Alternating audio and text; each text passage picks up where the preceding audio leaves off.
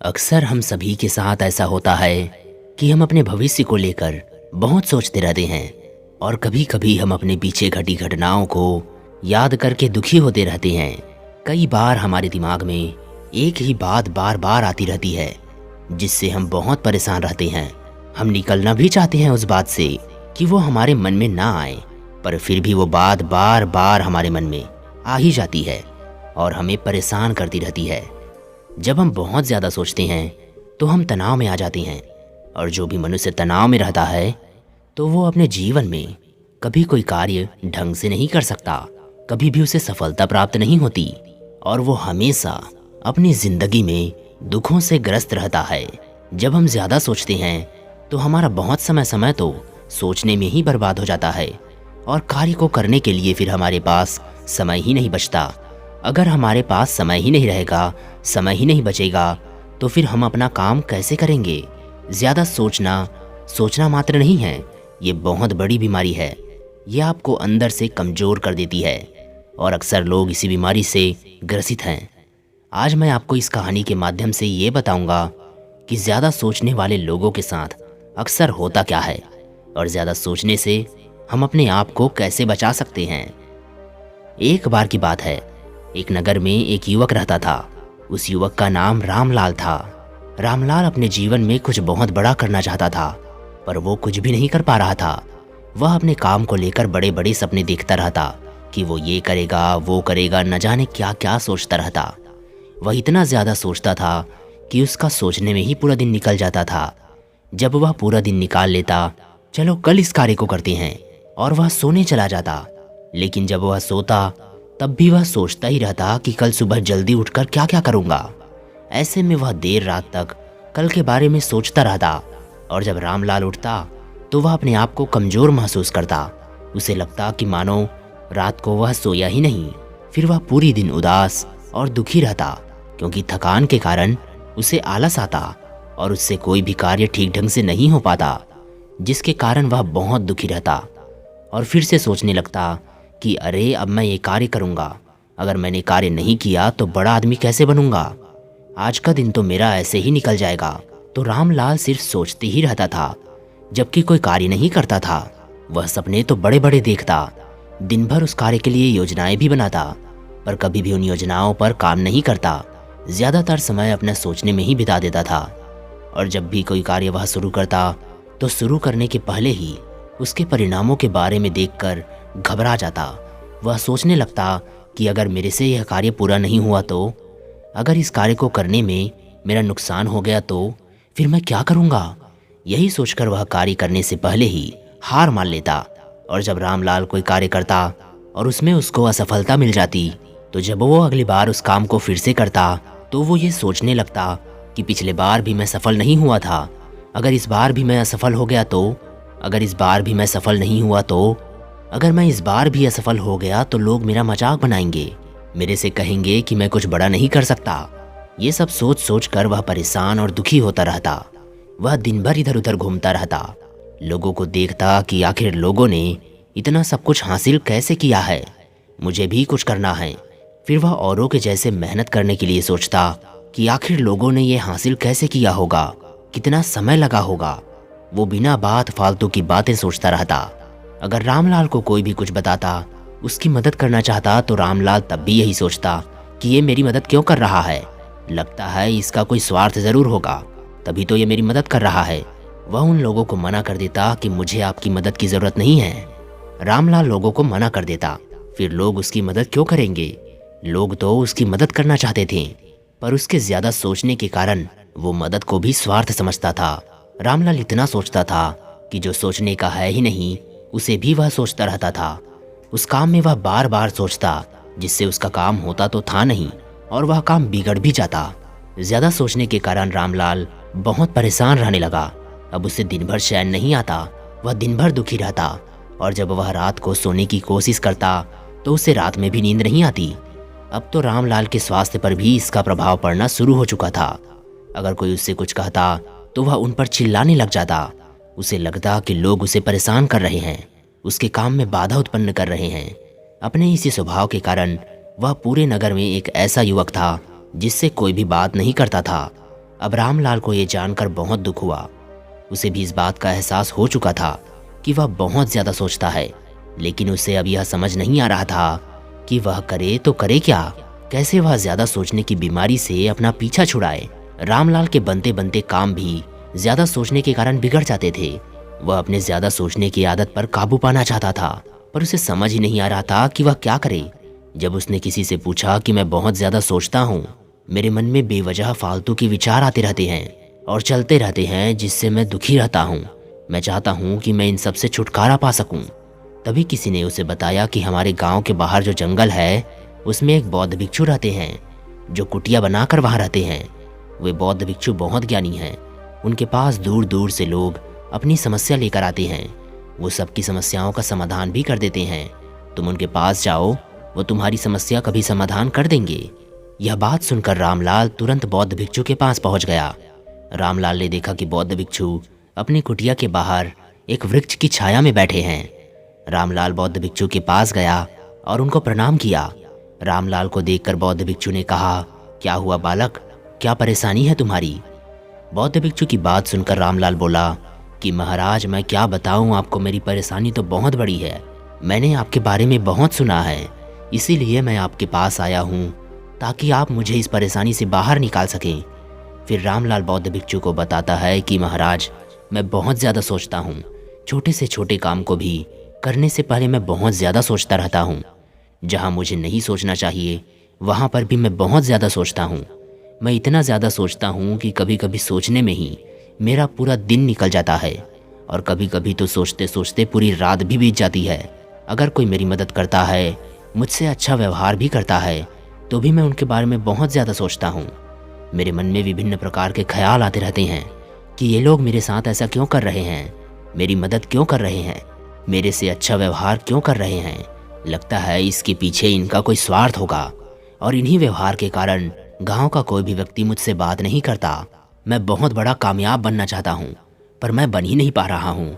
मैं कार्य करने से ज़्यादा समय तो सोचने में ही लगा देता हूँ।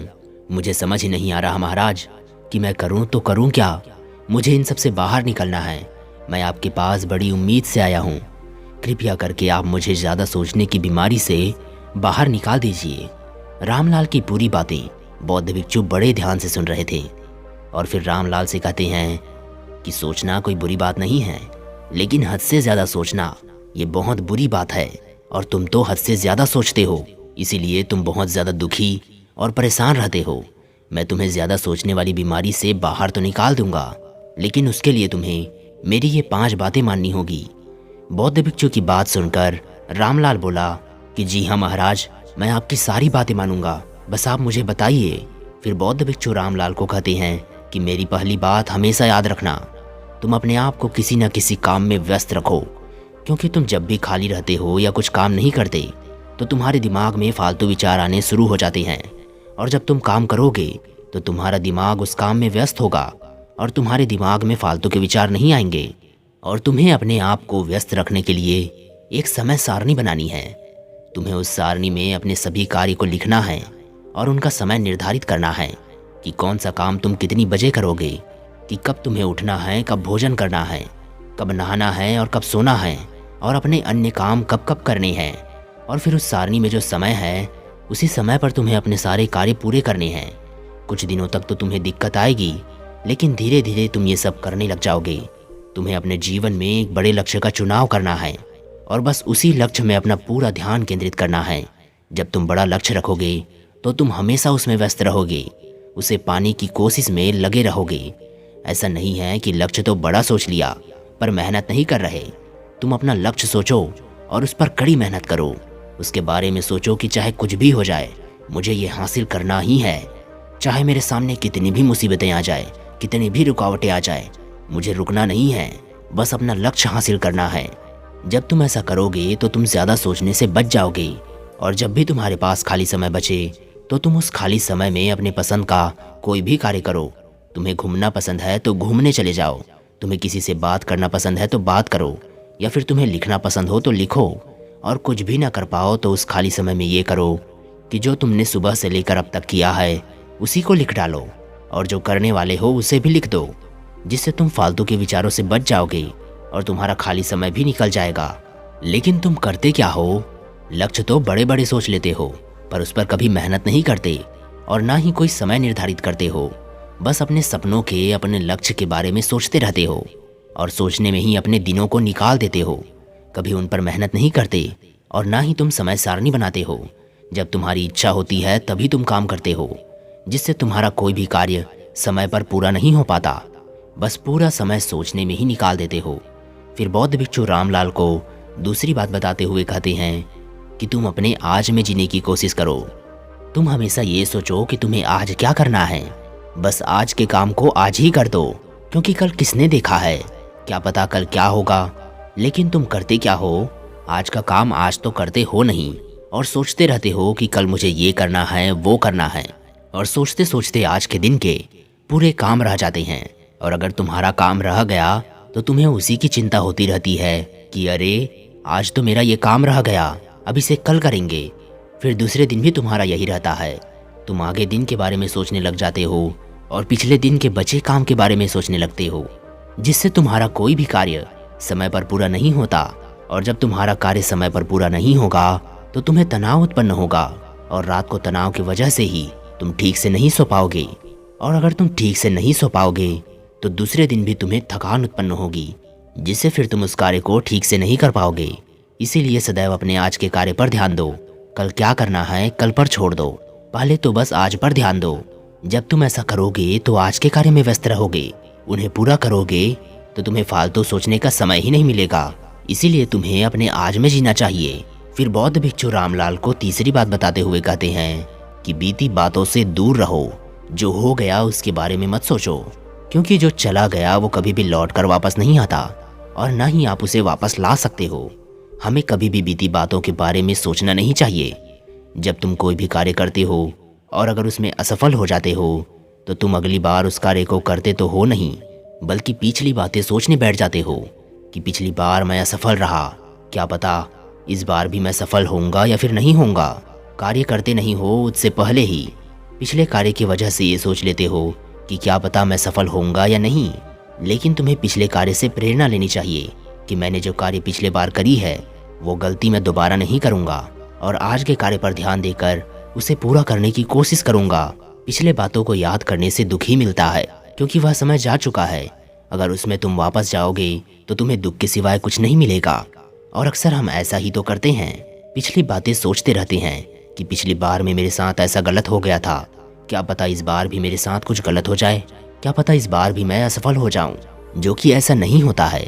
पिछली बार जब हमने कार्य शुरू किया था तो आपको उसका अनुभव नहीं था और आप असफल हो गए थे, और आज आप अनुभव के साथ कार्य करोगे तो आप असफल कैसे होगे। आपको पता है कि पिछले बार मैंने ये गलती करी है, तो फिर उस गलती को मैं दोबारा नहीं दोहराऊंगा। और जब आप ऐसा करोगे तो आप अपना लक्ष्य बना लोगे और पिछली बातों को याद करके कभी भी दुखी नहीं होगे और ना ही तुम्हारे मन में फालतू के विचार आएंगे। फिर बौद्ध भिक्षु रामलाल को चौथी बात बताते हुए कहते हैं कि हमेशा सकारात्मक सोचें, सकारात्मक लोगों के साथ समय बिताएं। जब भी तुम किसी कार्य के बारे में सोचो तो अच्छा सोचो। अच्छा सोचने से अच्छा ही होता है। जब भी हम अच्छा सोचते हैं तो हमारे अंदर एक ऊर्जा का संचार होता है, हमारे चेहरे पर अपने आप ही खुशी आ जाती है। वही अगर हम बुरा सोचते हैं तो हमारे भीतर तनाव उत्पन्न होता है और हमारे चेहरे पर दुख के भाव आते हैं। इसीलिए सदैव अच्छा सोचो। तुम्हें हमेशा ऐसे लोगों के साथ रहने चाहिए जो अच्छे अच्छे विचार रखते हो, फालतू का कुछ भी नहीं सोचते हो। इसका असर तुम्हारे ऊपर भी पड़ेगा। जब तुम उन लोगों के पास बैठोगे, उनसे बातचीत करोगे तो तुम्हें अच्छी बातें ही सुनने को मिलेगी और फिर तुम्हारा मन भी सकारात्मक बातें ही सोचेगा। हम जैसे लोगों के साथ रहते हैं हम भी उन्हीं के जैसा बनने की कोशिश करते हैं। अच्छे लोगों के साथ रहते हैं तो अच्छा बन जाते हैं, अगर बुरे लोगों के साथ रहते हैं तो बुरा बन जाते हैं। जब हम सकारात्मक सोच वाले लोगों के बीच रहते हैं और अगर हमारे मन में नकारात्मक विचार उत्पन्न होते हैं तो वो लोग हमारे अंदर नकारात्मक विचारों को आने ही नहीं देते, हमें सही मार्ग दिखाते हैं, जिससे हम नकारात्मक विचारों से दूर हो जाते हैं। और वहीं अगर हम नकारात्मक सोच वाले लोगों के साथ रहते हैं, कोई भी नकारात्मक सोच डाल देते हैं, हमारे विचारों को ही हवा दे देते हैं, जिससे जो हम पहले सोच रहे थे वही हम और ज़्यादा सोचने लग जाते हैं और तनाव में आ जाते हैं। इसीलिए हमें सदैव सकारात्मक सोच रखनी चाहिए और सकारात्मक लोगों के साथ रहना चाहिए। फिर बौद्ध भिक्षु रामलाल को पांचवी बात बताते हैं और कहते हैं कि तुम्हें ध्यान करना चाहिए, योगा करना चाहिए। जब हम ध्यान करते हैं तो हमारे मन में फालतू के विचार कभी नहीं आते। ध्यान तुम्हारे विचारों को केंद्रित करता है, वो तुम्हें फालतू के विचारों में उलझने से बचाता है। इसीलिए तुम्हें ध्यान करना चाहिए।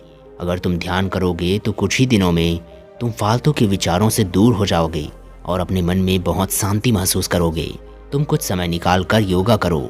योगा करने से तुम्हारा शरीर स्वस्थ रहता है। तुम दिन भर जितना कार्य करते हो, योगा से उसकी थकान दूर होती है, तुम्हारे मन को शांति प्राप्त होती है, तुम फालतू के विचारों से दूर हो जाते हो। योगा करने से ही हमारे शरीर में नई ऊर्जा का संचार होता है, जो हमें पूरे दिन ऊर्जावान बनाए रखता है और तनाव से दूर रखता है। फिर बौद्ध भिक्षु रामलाल से कहते हैं कि मेरी इन 5 बातों का जीवन में हमेशा ध्यान रखना। तुम कभी भी ज़्यादा नहीं सोचोगे और अपना लक्ष्य आसानी से पालोगे। बौद्ध भिक्षु की बात सुनकर रामलाल उन्हें कहता है, धन्यवाद महाराज।